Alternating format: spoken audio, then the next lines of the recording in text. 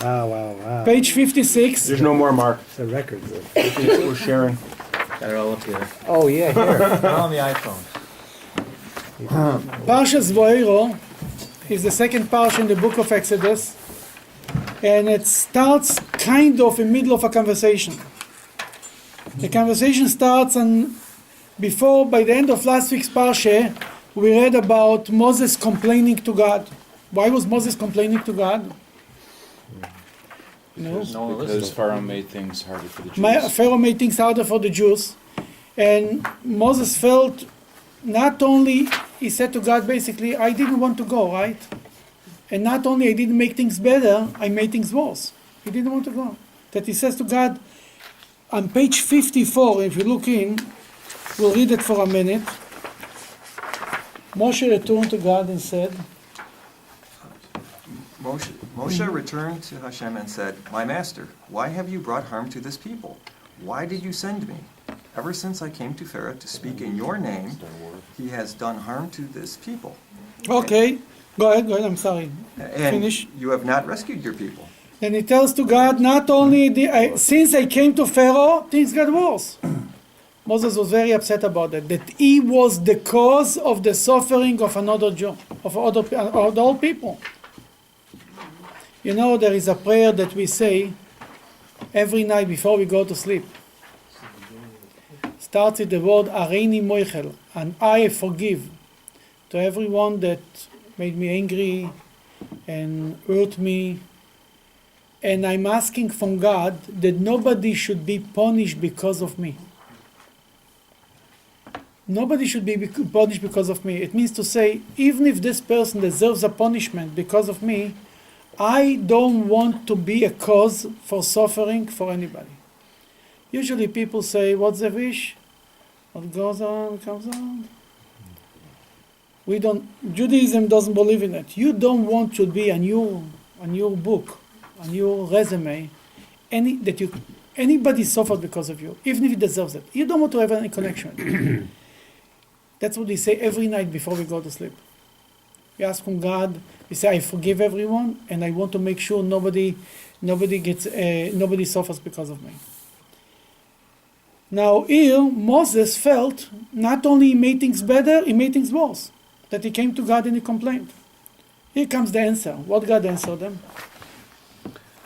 Adonai said to Moshe, Now you will see what I will do to Pharaoh. For by my strong hand he will let them go, and by a strong hand he will drive them out of his land. That first of all he tells them, don't worry, Pharaoh will throw him out of Egypt. That was great news for Moses. Because the Jewish people, if Pharaoh wouldn't chase them out of the country, wouldn't live. The Jews don't like to live. They like Egypt. Egypt is a civilized country. Living in Egypt means going to the desert, going nowhere. Nobody wants to go nowhere. You don't want to be a slave, but you'd rather be a free man in Egypt than being a free man in the desert, eating manna, and then they didn't even know what they're going to eat.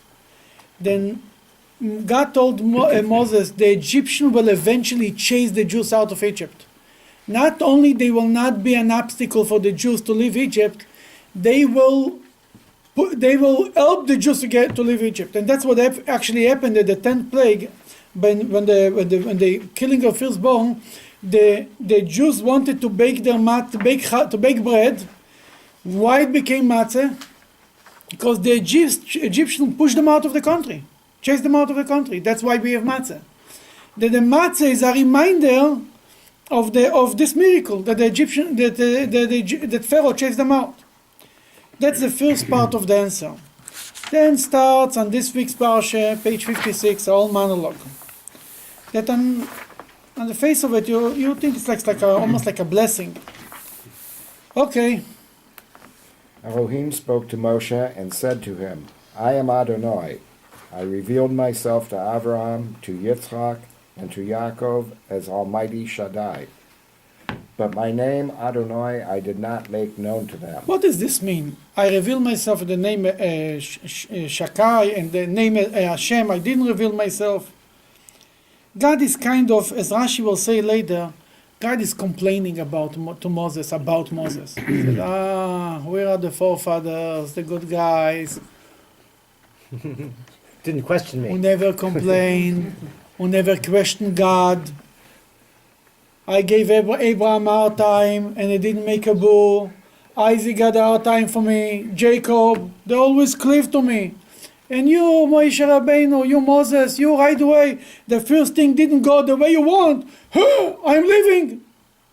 He's throwing the get. He's throwing the divorce papers. What is this? God is so this, and what does this mean with the name of God, with the name? He says, to them I reveal myself on a much lower level. And they still never question me. What does this mean on a much lower level? They didn't see miracles. Abraham, Isaac, and Jacob didn't see open miracles.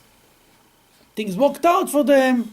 If you want, you can see the miracle there. Yeah, I mean, Isaac was born. It was the biggest miracle in the world, but on their daily life, things were hard. And as Rashi brings later, God told Abraham, the land belongs to you, right?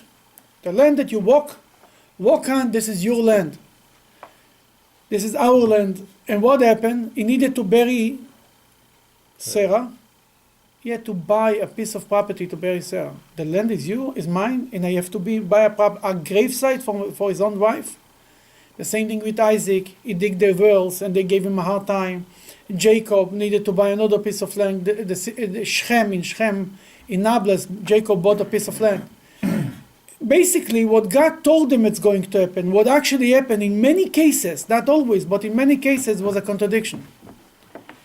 Then he says, they never questioned me. They never said, why? They never said, what's going on here? And you, Moses, the first time you're doing it, and some things don't go exactly the way you want, you're asking why. Then who was better, the forefathers, the patriarchs, or Moses?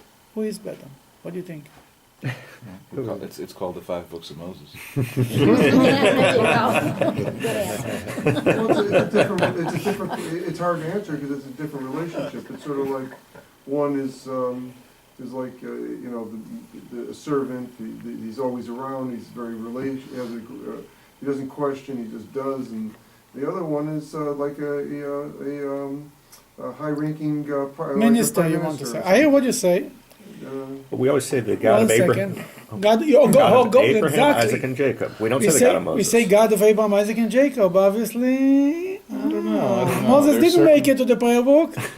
No, in Yigdal, Moses is... I mean to say to the Amida. He was at the Igdal, we don't say in Chabad, you know. All right. Doesn't count. But there is something nice about I Moses. know. Why do you ask that question? Better. Then, who was better? Abraham, Isaac, and Jacob? Who didn't question God? Moses. Or Moses who questioned Moses. Moses. This was the highest prophet. They're one and the same because one's doing a different thing. I mean, Moshe saves the Jewish people. He's the one that brings them out. He actually does action. He has more impact on the world Than anybody else. than anybody else. But on the other hand, these others, they didn't question. They were like chariots. They just they did what they had to do. Mm-hmm. It's definitely Moses was a Moses. fighter. Moses was a fighter. Everybody likes, hey, he's coming, he's knocking on the table. Didn't Abraham ask God about Sodom and Gomorrah? Also Yes. argued? Yes, sure. Didn't he ask God, is the judge of the world will not make justice? That was the word that Abraham used. Sure. That Abraham also asked God. But he What is he missing Abraham so badly? Huh? Moses said, "Take me out of the book." Moses said in the story would of the have golden sacrificed calf. himself for everyone else. Exactly, it was Yeah. taken out Yeah. of the book.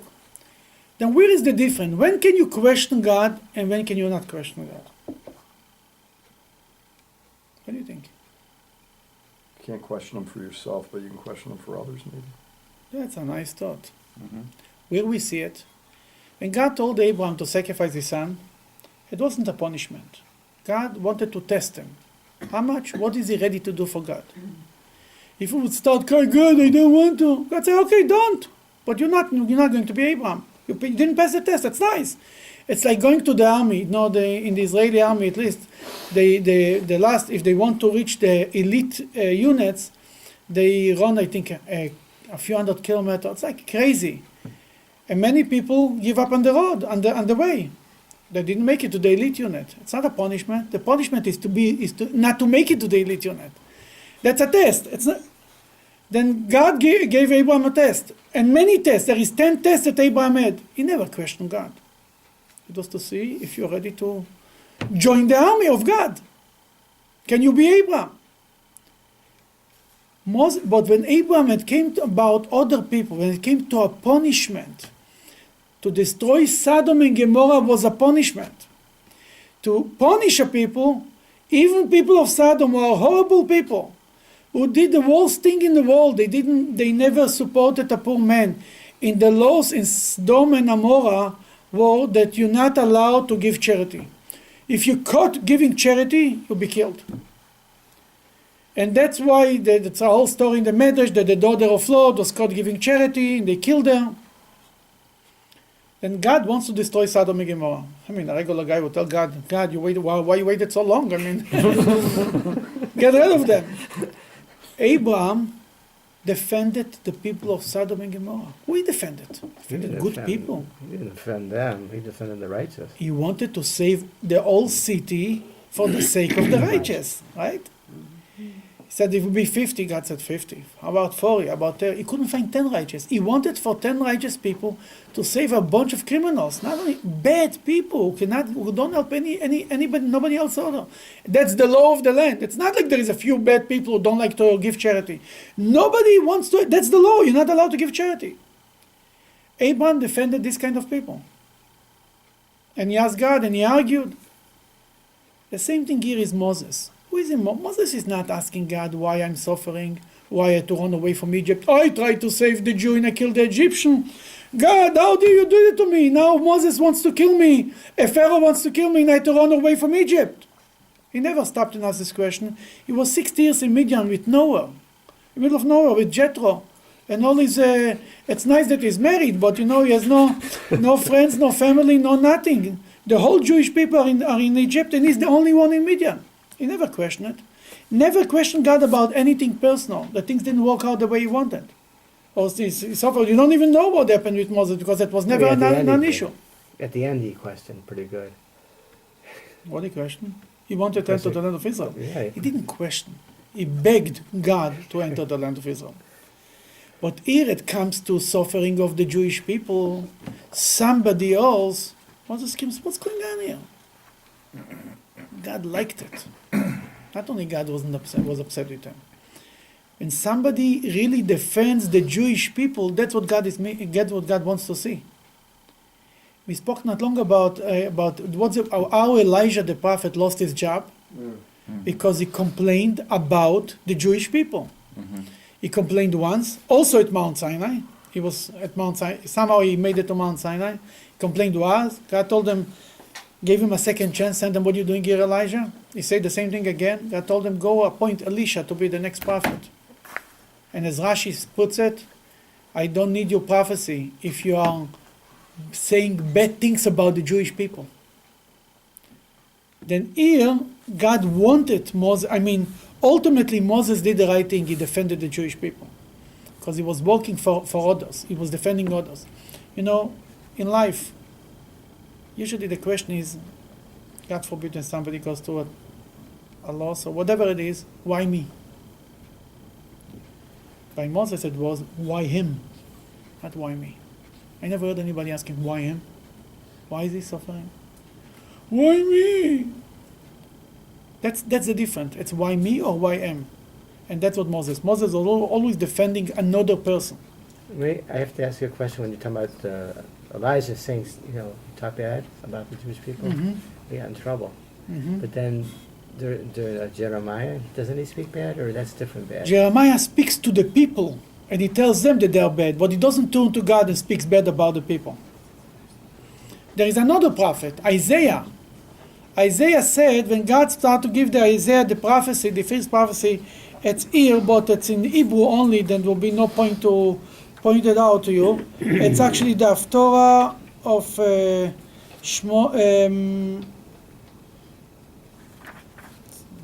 Haftorah of Isaiah. He says when they asked him, God tells him, I want you to be the prophet. That he says, who am I? I'm a impure person sitting among a nation with impure lips. He compared the Jewish people to impure people, that they have impure lips. Then God, right away in the prophecy, angel run with a coal and burned his lips a little bit. And he says, how dare you speak bad about the Jewish people? And later there is a horrible story according to the Medrash that happened to Isaiah. I don't even want to repeat it. It's all because he said that the Jewish people have impure lips. Then we see it, always God wants a leader, any one of us, to defend other people, even when it's against God, so to speak. Another point you can see here, people say, he has questions of God. Abraham questioned God, and what therefore? He went to worship idols, he left the religion, he left the shul. Moses questioned God, he left the shul. No. He asked why. There is every human being sees suffering, then it naturally comes out an outcry. Why is it happening? But then he stops and he thinks, well, this is God. And who am I to understand God? Why even try to understand God? Trying to understand God is a level of arrogance. I want to understand God. How can a mortal, understand God? Then asking questions is not only not a contradiction to belief, that's what leads to a deeper belief. Then asking questions comes from the heart, and it's a normal reaction. If somebody comes and sees suffering and he says, if God did that, obviously it must be like this. That's a person who is heartless, is cool. You don't care that people suffer. Then it's a very natural reaction to scream why. But after, when you think about it and you understand who you're asking and who is doing this, and it's God, then you say, then I have to accept it. And that's what you learn by the biggest two believers, Abraham and Moses, ask questions. The Rebbe wrote it to Eli Wiesel. Eli Wiesel used to come to the Rebbe, and he had a lot of questions and issues with God, with the Holocaust. He didn't want to get married, and so on. That the Rebbe writes him in a letter this point, that the biggest believers ask questions and only led them to even a deeper belief.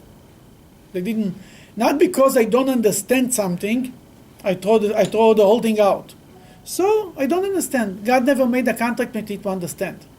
If it makes sense, if I understand, beautiful, very nice. And that's why how we have to educate our children. First of all, we do it because God said so. If you can understand why, beautiful. If you can't, we can't. That's the first speech. Okay, now we'll read it. Before we go on, Go ahead, please. question about the two names for God here. El Shaddai, or Shaddai as the case may be, is usually translated as the God of sufficiency. It's enough. God of enough. It stops. Okay. It stops, so he hasn't delivered on his promises yet, I guess is kind of the implication. No, it means to say that he doesn't necessarily make miracles. He holds back. Basically, that's what the Shin Daled Yud means, yeah. And Adonai, or the Yud He Vav He, the Yud He Vav He, He, that's the name of that form of represents miracles, that represents above nature. Isn't that it's the more personal name of God too? I mean, we could You're use right. other names like Elohim. You're right. or what Elohim have you. is in nature, and Yud He Vav He is above nature, yes. What does that tell us, though, when God uses these two particular names? That he says to Abraham, Isaac, and Jacob, I did not make miracles. To you, Moses, I'm making miracles, and you still complain. That's what he says. It says, here he tells them, I am Hashem in the name of Yud He Vav He, right? And he says to the forefathers, Abraham, Isaac, and Jacob, I didn't give him this name. I didn't reveal myself to them on this level. And they still had faith. And you, why do I complain? Well, there were miracles just on a different level. They weren't the overt. Well, obviously, Isaac was born, was a big miracle, but was not on the level of Moses. Put your hand on, comes out, it's a leprosy. To take your stick, your staff, throw it on the floor, it turns into a snake. It was a whole different story.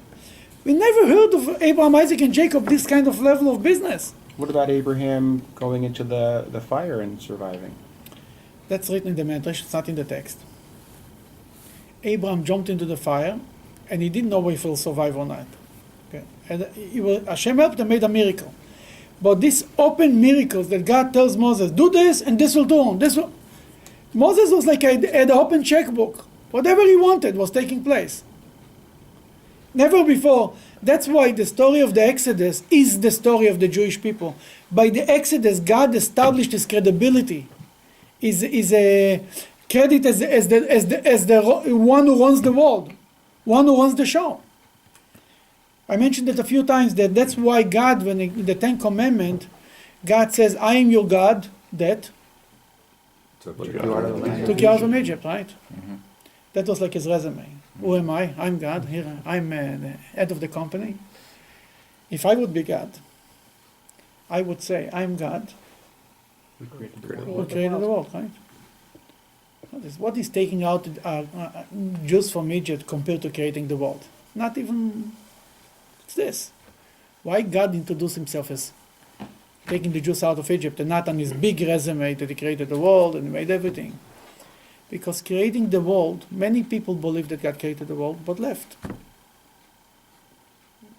Running the show, taking the Jews out of Egypt, means that God is doing everything. That everything that happens in my life now, this minute, is controlled by God, is made by God. And that's much harder for people to believe. And that's what the whole story of Exodus proved to people. Everything is by God. Everything is happening. There is God's direct connection to people. And Moses had open checkbook. He can do whatever he wants. You need this? He complained, don't this. Another complaint. We'll do this. We'll do this. We don't do whatever you want. Just go. Okay. And not to get too deep, but Yeah. why was God kind of absent for a several hundred-year period of time, you might say? Why God was absent? I mean, It says. You want to know? I should give you answers for everything that I don't know, but I'll tell you. Abraham, Isaac, and Jacob. We mentioned before that we say in the prayers, God of Abraham, God of Isaac, God of Jacob. Why? Why not God of Moses? It's a real question. One of the explanations is Abraham looked for God, searched for God, from the age of 3 until the age of 48. And later, all his life was one long journey to get closer to God. He was ready to sacrifice his son for the sake of God. That he acquired God, he invested in it. It was God of Abraham. Abraham worked so hard to get closer to God. Isaac, the same thing. Jacob went through so much suffering throughout his life. It was the God of Abraham. Moses, to a point, God was looking for him, right? God came to Moses and said, Moses, you want the job? He said, no, I really don't want. I'm too busy now. And finally did God a favor that he's doing it. That Moses, you cannot say Moses was looking for God. Abraham, Isaac, and Jacob were looking for God, were searching for God. That if God reveals himself, look what happened here. God revealed himself to the Jewish people in Egypt. They made miracles, and everybody tells me, everywhere we learn the story, I wish today would be miracles, and to be this, and it would be the 10 plagues, and Mount Sinai. And what happened 40 days after Mount Sinai? Golden calf. Yeah. Then obviously, if God comes to you, to the Jewish people, and makes miracles, it's not your God. That the ultimate is when you search for God, the more you search for God, the more you invest it, the more it's yours. Which mitzvah is more dear to you? A mitzvah that you had a hard time to do it. Somebody told me a story that once he was in Spain for Purim, and he drove himself crazy for an hour until he found the synagogue to read the Megillah. Since then, every year Purim, he has a certain sweetness, flavor to this holiday, to hearing the Megillah. Every year when he reads the Megillah, when he listens to the Megillah, he remembers the story that how much he put effort into reading the Megillah. The more you invest in your Judaism, the more is your Judaism worthwhile. That Abraham, Isaac, and Jacob, that was the real journey. Here, the Jews were in Egypt. They were in trouble. We had to save them. There was no other choice. You had to get them out of Egypt. It's written that if God would wait another minute, they would be lost. What do you mean they would be lost? They would be assimilated. They actually they were so assimilated, we almost lost them. Then God had to pull them out of Egypt. But the real thing is not when you do things because God makes miracles. The real thing is when you do it on your own. That's why Jews today, without miracles, 3,300 years after Mount Sinai, still do mitzvahs without prophets. There is no prophets, official prophets for 2,000 years. More, 2,500 years, without the Talmudic rabbis. And we still are observant and we find our way to God. That's a real accomplishment. And somebody makes you 10 miracles and you say, oh God, oh yeah, that's God. You have a choice. You have to admit that there is a God. Almost the Jews in Egypt almost did not have free choice. It's written at Mount Sinai. It was written that God forced the Jews to receive the Torah. What means he forced them? He brought police. It was such a revelation of God that you couldn't say no. You see God in front of your eyes. You want the Torah. What are you going to say no? Standing in front of a very great man, he asks you, you want to do it for me, this favor? Are you going to tell him no? You can't. That's what happened at Mount Sinai. That was not a true free choice. It's written when it was a true free choice. On Purim, the whole year there, that the Jews in Persia had a choice to convert to the Persian religion and save their lives, or to stay Jewish and be annihilated. They didn't know how these things will play out. And nobody converted to the other religion. Then the Talmud points out, then was the time that they make the choice. It was a true choice. There was no miracles, no no open miracles. The name of God is not mentioned in the Megillah. That's your accomplishment. Then you want to have Abraham, Isaac, and Jacob. Normally, God doesn't reveal himself. Normally, God, what the word olam in Hebrew means elem. Elem means cover up.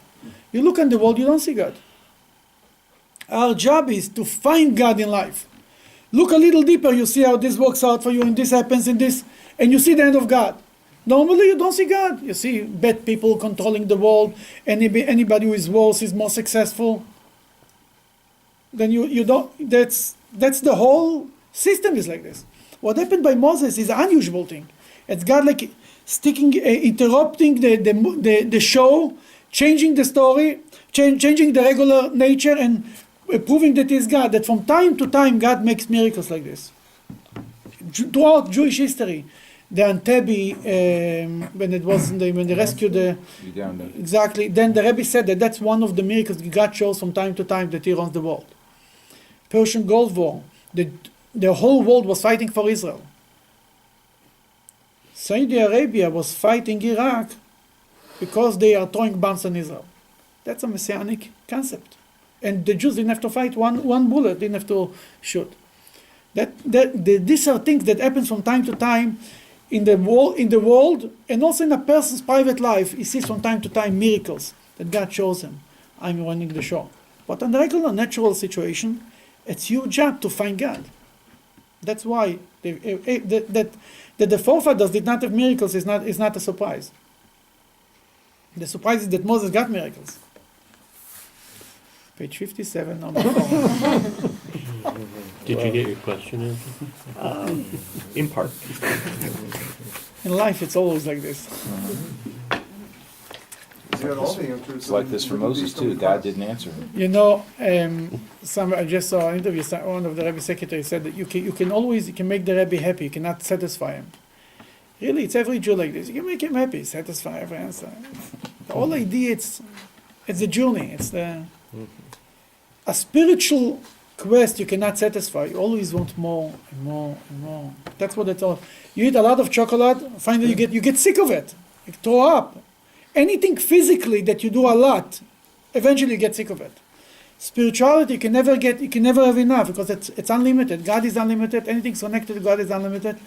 That you're always left with a taste for, I got an answer about what's the manna? Why the Jews complained about the manna? Give them food, they're complaining. Because manna was spiritual food. It came from heaven. You eat the manna, you're left hungry. It's like after ice cream, you want a little more. But then that was because it was a spiritual thing. Is that like Chinese food then? I'm not such a maven at Chinese food. Okay. I also. What line are we on? 57, number 4. I also established my covenant with them, to give them the land of Canaan, the land of their sojourning, where they lived as strangers. I have also heard the groaning of the Bnei Israel, whom the Egyptians enslaved, and I remembered my covenant. I remembered my covenant. I mentioned it a few times. Every time when God says, it's written that God remembered, it means He did something about it. And God remembered Sarah, and He gave her a child. God remembered the Jewish people and He took them out from Egypt. God remembered, I think, Rachel. It's written in the same language, and He took him and He gave her a child. Remembering is a call for action. That's what God says. That's what's written here too. Why does the text not indicate what all the midrashim indicate about the reasons for God intervening at this point in time? What's the Midrashim say? What do you, Well, what are you referring they to? fell into the 49th level and they need to be saved. They're about to be assimilated. Why does the text never give us a good explanation? I mean, it's written before. God says, I heard the outcry of the Jewish people, and took him out, and I want to take him out from Egypt. Why now and not anything before or after? Yeah, they've already been 80 years, enslaved, and I'm sure they've been crying out at some point before that. They were crying out before that. Ultimately, it's a miracle that God decided to take him out from Egypt now, because God told Abraham that he'll be in Egypt for 400 years, right? Your children will be 400 years in a foreign land. Then, when the Jews actually left Egypt, it's even written more than 400. What's written? The numbers? 430. 430. Where is written 430? In the middle of Parshat Bo, right? Where is it? Page 140.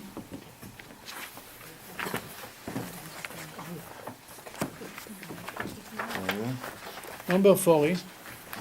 You want to read? The habitation of the Bnei Israel living in Egypt lasted 430 years. Okay, you see the long Rashi? He's trying to make sense of what's going on here. How long were the Jews in Egypt? 210. Then how is it 430? That after all the calculations, from the day God told Abraham that his children are going to suffer for 400 years, past 430 years. From the birth of Isaac until they left Egypt, past 400 years. What I mean to say is, this that God decided to take the Jews out of Egypt after 210 and make the calculation the way he wants it, that was a miracle. That was not a normal thing. It was a kindness of God.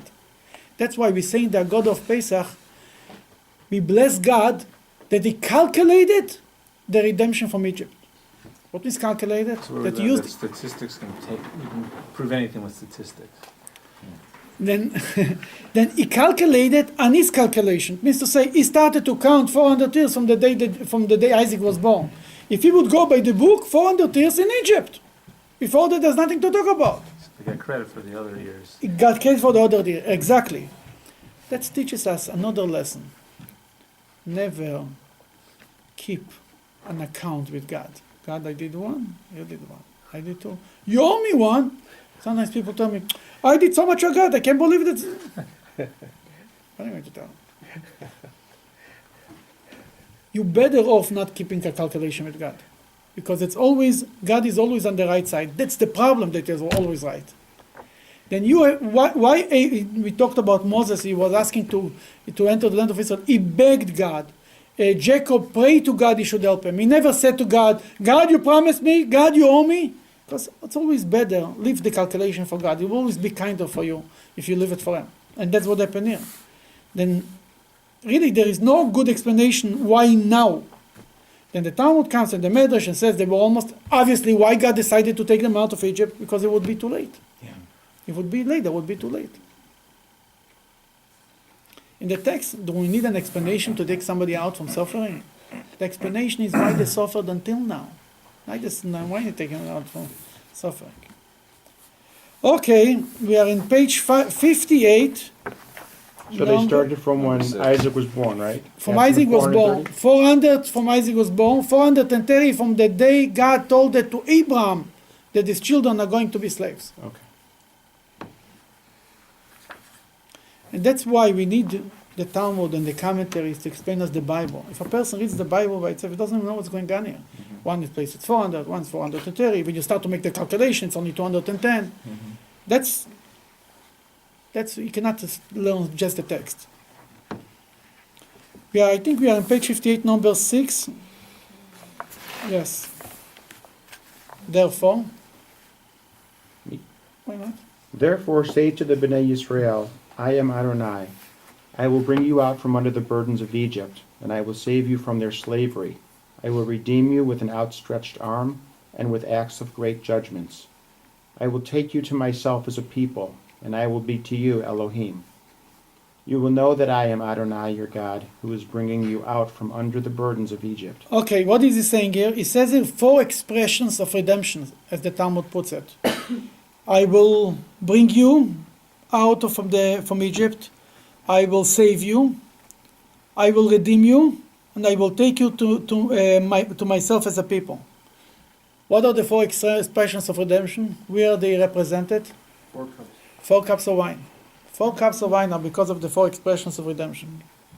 No, if you're such big chochems, why wine? You can eat 4 matzahs. I'd rather drink the wine. It's a Makes the reward. service go faster. Because it's connected to with Yosef being freed, the wine steward. It's written there in Jerusalem Talmud. Then the way how Yosef came out from how he became second to the king because of the butler. And in the story of the butler in the Bible, it's written there 4 times. Talks about the cup, giving the cup in the hand of Pharaoh. 4 cups. That's why it's 4 expressions. But why we used cups of wine? Because it's talking about 4 cups of wine. 4 times a cup of wine mentioned there. That's why it's using wine. And that's the connection. But here we have 4 expressions of redemptions, and that's why God. And then in number 8 he says something more. Mr. Rogat, Dr. Rogat, do you want to continue?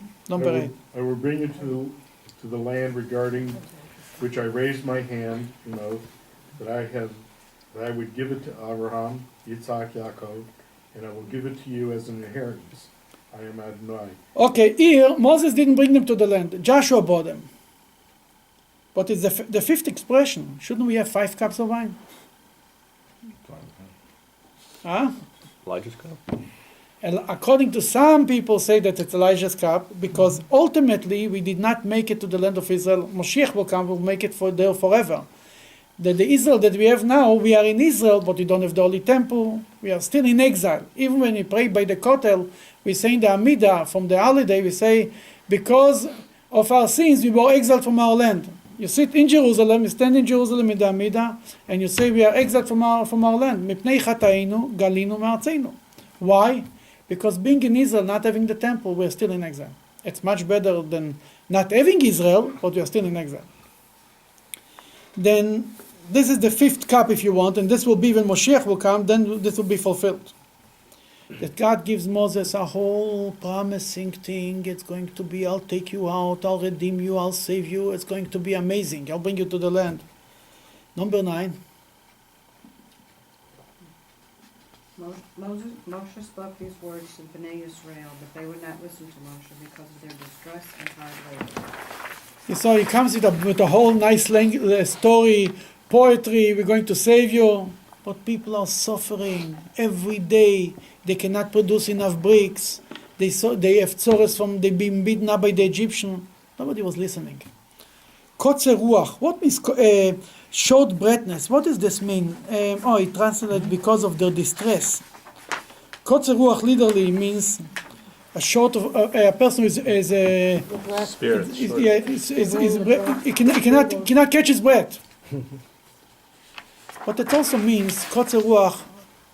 You cannot see behind your nose. You cannot see a little further. Comes a leader, tells you, you're so busy with the little things that you cannot even see anything big above it. You have to stop and say, it's true, it's bad now, but let's think, let's dream a little higher. It's very hard to dream big when things are very not comfortable. But that was the problem with the Jewish people. Their spirituality was short, not just their ruach means breath, could be a physical thing, and ruach could be a spiritual thing. Ruchniut means spirituality. They were short on the spirituality too, not just on the physical. Isn't the Hebrew word for wind ruach? Yeah, that wind can be ruach, and spirituality can be ruach, exactly. Because it's like a wind, it's like you cannot touch it. And then they were not only short on the physical thing. Page 60, we're going to continue here. Go ahead. Adonai spoke to Moshe, saying, Come, speak to Pharaoh, king of Egypt, that he send Bnei Israel out of his land.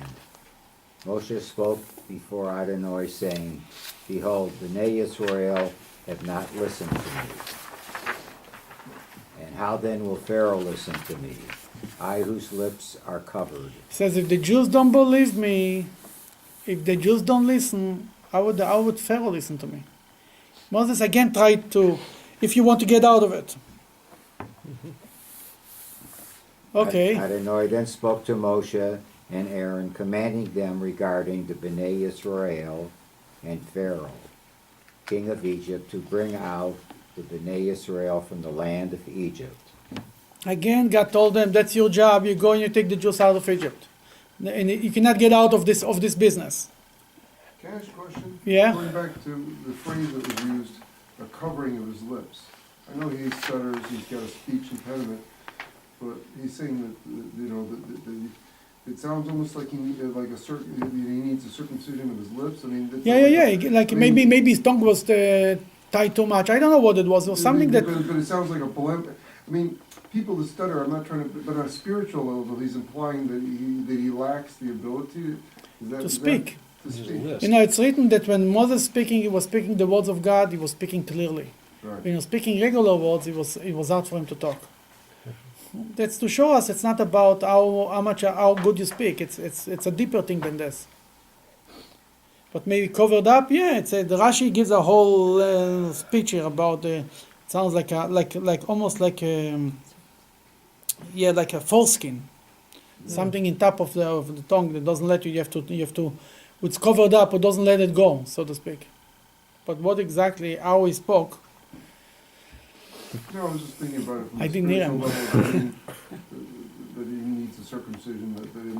Here he sees the toe. Look, he was born, Moses said it about him. God never said it's a problem. His speech. God never said that his speaking is a problem. Moses constantly referred to it. I have a problem with not speaking. I have a problem with speaking. God didn't say a problem. Then when God told him, oh, you have a problem, that I'll give you Aaron. Moses basically initiated the whole business that Aaron should be a speaker. God appointed Moses, one leader. Moses says, I want Aaron next to me. A part of the reason because Aaron was his older brother. He was 83 years old. Moses was 80, and Aaron was 83, as you're going to learn. And Aaron was the leader by the Jewish people in Egypt. For the whole 80 years, Moses ran away, right? Moses was first a prince in Egypt. Moses' parents, Amram and Yocheved, Amram was the leader of the Jewish people. Then comes, after Amram, who was the next leader? The oldest son, Aaron. Aaron was with the Jews for all this time of the suffering. Aaron was there, loving them, caring for them, supporting them. Moses had a big problem. He says, I come up and I push away Aaron. He didn't like it. God told him, Aaron will love it, don't worry, Aaron will be happy for you. And eventually it ended up to be like a leadership of two. Moses speaks to God, Aaron speaks to Pharaoh, and Aaron speaks to the people too. And that's how they work together. But Moses really initiated it, because he didn't want to push away Aaron. Quick question going back to the comparison between the patriarchs and Moses. Every time God calls on the patriarchs, you hear Hineni. Basically, here I am, ready, willing, and able, for all intents and purposes. And now Moses is backing, every chance he gets, 6 chances, whatever it is, can't do it, won't do it, not equipped to do it. He did say Hineni with the burning bush, didn't he? I think he said Hineni, by the burning bush. I'm pretty sure. Yeah, I think he's right, yes. He didn't know what was going on then. No, God calls him Moses, Hineni. He does say that, yeah. No, he says Hineni, yes. Absolutely. Well, he called him by name. Here I am.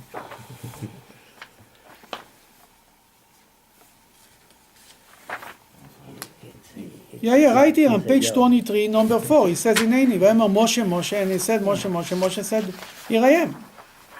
Well, it's interesting. He's no longer saying that, at least at this point. When it's about a job like this, that's a whole different story. Be the leader of the Jewish people.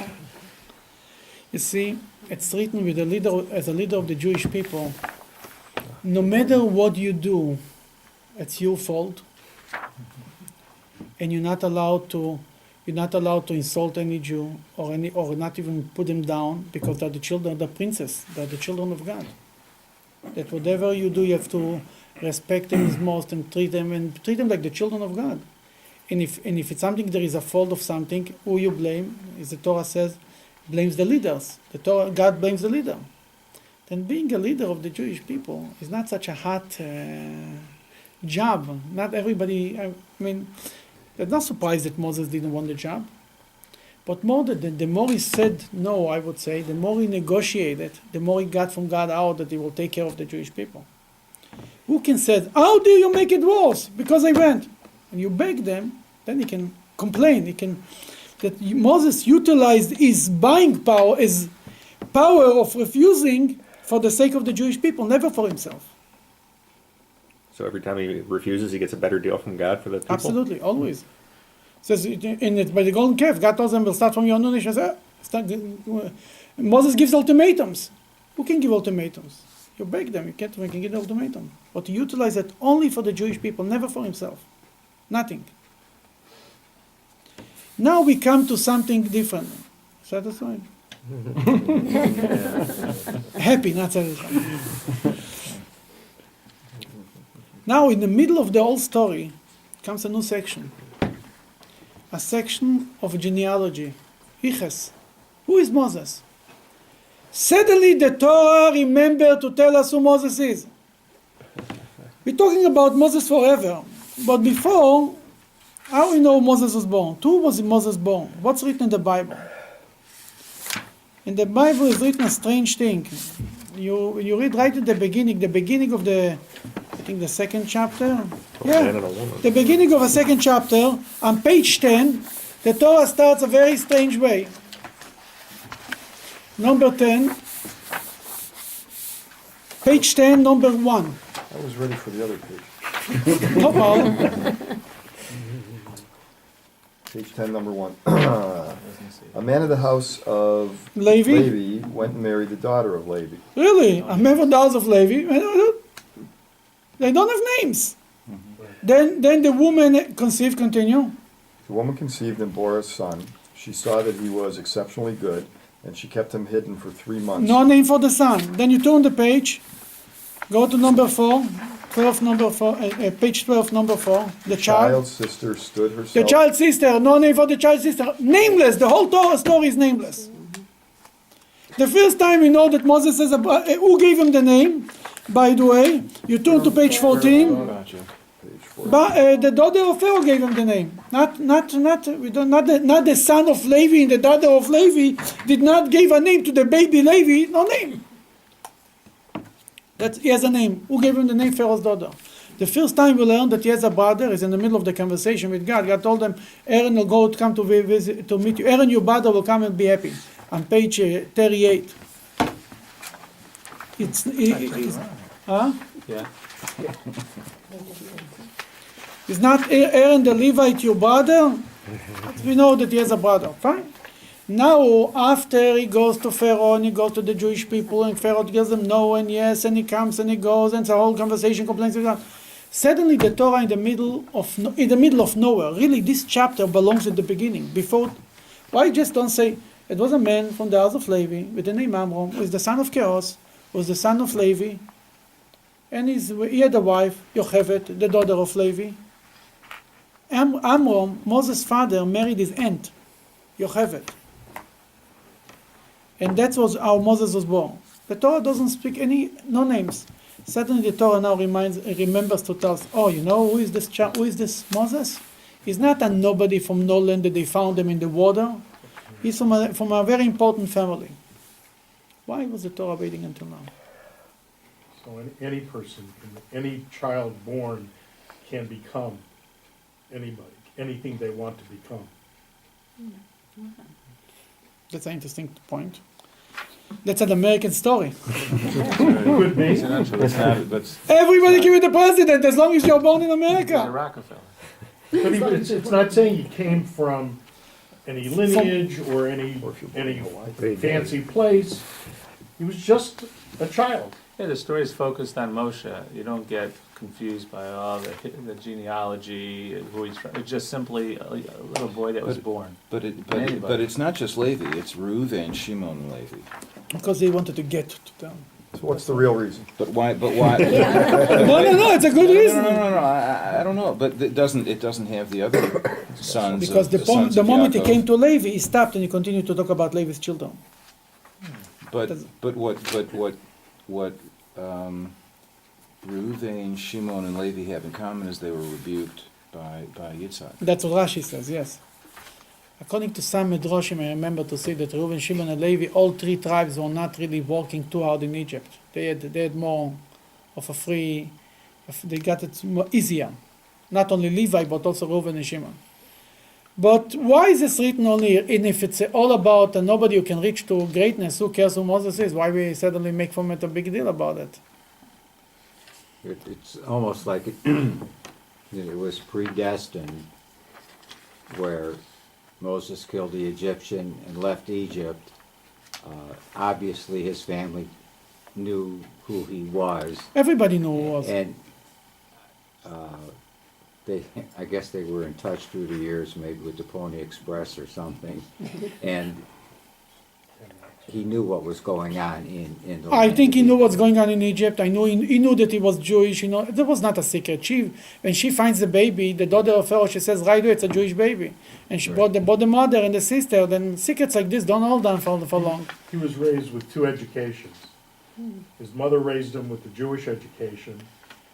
You're right. And Pharaoh's And daughter Pharaoh's also. daughter raised him with an Egyptian education. So, yeah, you're right. Could be. Yeah, he was for sure raised differently than the rest of them. Right. He was raised in the palace. I mean, he was not a guy from the shul. He was a guy from the palace. He knew what's exactly. When he came to Pharaoh and told them, "Let my people go," he wasn't a stranger who doesn't know from anything. He was one of them who comes to speak to them. But I really don't know. I mean, there is many explanations why here. I don't know. But at least you have to know that there's something strange here. You want to read on page 63? Maybe the Torah wants to teach us, if God sends a Moses, it doesn't really make a difference who he is. You have to listen to him because God said so. Moses shows up a Moses. Doesn't make a difference who he is. He speaks in the name of God. That's good enough. Oh, who is Moses? Who is his grandmother? Who cares? God sent him, that's what you have to do. After the Jewish people accepted them and the machine is working, then God comes by the way and he says, by the way, Moses is not a nobody from no land. He is from the genealogy. He's right there. He's from the right family. It's the right continuation. But that I'll tell you when I want, not when you want. What's the lesson here? The lesson is, God tells you something to do it. Maybe it will be 200 years later you'll discover that he was right. And then you say, well, God, if I would know 200 years ago that that's the reason we would do it, then you lose the point. The whole idea is to do the mitzvah because God said so. And to know doesn't make a difference if there is a reason or not. And whenever God is in the mood, he will tell you why the reason is. Well, how do you avoid falling for a false prophet? If there's no lineage or yichus or anything that you can speak of? That's a good question. Maimonides, in one of the other books, speaks about prophecy. How we know if a prophet is a true prophet or not. Tells you to go against God, but he's not. First of all, it tells you to go against. The Torah says it. The Torah in Deuteronomy says, even if a prophet comes and makes miracles, big miracles, turns the water into blood, and he tells you to go against God, to worship idols. Well, no. But let's say he doesn't tell you to worship idols. Right. Just a regular guy. Then you see, first of all, you have to see if this guy is very dedicated to the Torah. He's following God's law completely, number one. Number two, it's interesting. I remember my grandfather told me a story. He passed away years ago, but he told me the story before, many years before, when I was a child. It was once a false prophet, Shabtai Tzvi. He lived 350 years ago, I don't remember, something like this, maybe a little more. I know it was Shabtai Tzvi. 16 something. Yeah, 16 something. And how many years is it? Pretty close. 400. Again. Then my grandfather comes from a lineage of rabbis, all the way to the Shach. Shach was Shabtai Cohen was his name. He wrote a commentary to the Code of Jewish Law. His mother came from this lineage, not his father, because he's from his mother's side. I mean, he wasn't a Cohen, my grandfather, but he comes from this. That he said that there was a tradition, a story in the family, that the Shach, who was living at that time, sent two messengers to check him out, to see if he's real or not. Everybody talks about the Mashiach and this. He says, just go, see how he behaves, and come back. They came back, he said, he started to tell them, tell me from the beginning, you came, what he did? He says he was sleeping. In the afternoon, taking a nap. We were waiting, then he got up, and he started to talk to us. That he asked them, that he washed his hand after he got up. When you sleep more than 20 minutes, you have to wash your hand. They said no. He said he's not a Moshiach. That was enough for him. If he's not 100% what needs to be done, for sure he's not a prophet. But number two, something more tangible than that, he has to make 3 miracles. He has to predict the future. Not make miracles, to predict the future. And if it's happening exactly the way he said, exactly, not 99%, 100% that we know is a true prophet. He has to predict 3 good things will happen. If the good things happen exactly the way he said, then you know he's speaking in the name of God. If bad things happen, if he predicted something bad and it didn't happen, it doesn't mean that he's a false prophet, because God can change from bad to good. But from good to bad, after the prophet says it, God will not change it. Then he has to predict, and then we know if he's a true prophet. By the way, that was a part of Moses' fear. He was afraid the Jews will not believe him, right? Mm-hmm. The Jews had a tradition, according to the Medrash, the Jews had a tradition, then when somebody will come and will say, Pakot pakadati, I will redeem you, with this word, they will know that he's the right redeemer. And the interesting part was, when Moses, after all this complaining that the Jews will not believe him, when he actually came to the Jews, what happened? No? Who remembers? What was the reaction of the Jews? Was it just what we read, that they weren't listening, or are you saying the first time? Page 45. And the first time he came to the Jews, he said the whole conversation between God and Moses is not about Pharaoh not believing me. It's about the Jews not believing him. 10 times Moses said it in between. Then they actually came. You want to read? 45, number 30. Aaron spoke all the words that Hashem had spoken to Moshe, and he demonstrated the miraculous signs in the eyes, sight of the people. Mm-hmm. The people believed when they heard that Hashem was mindful of Bnei Israel and that he had seen their suffering. They bowed their heads and prostrated themselves. The people believed. Nobody asked him who says, who sent you, what was his name. Wow. What is this? The people believed. The Jewish people believed. They didn't ask any question because they knew that this is the right person. There's the whole story with the Medrash, with Serach, the daughter of Asher. And there is another place in the Bible that Moses said, in one little bit they're going to stone me. God told them, go. Nobody touched them. God said, why are you speaking Lashon Hara on my children? The whole talking with putting his hand in, turning into leprosy was because it's a sign that he speaks Lashon Hara and the children of Israel, that they will not believe him. They will believe you. The Jews believe God and believe Moses.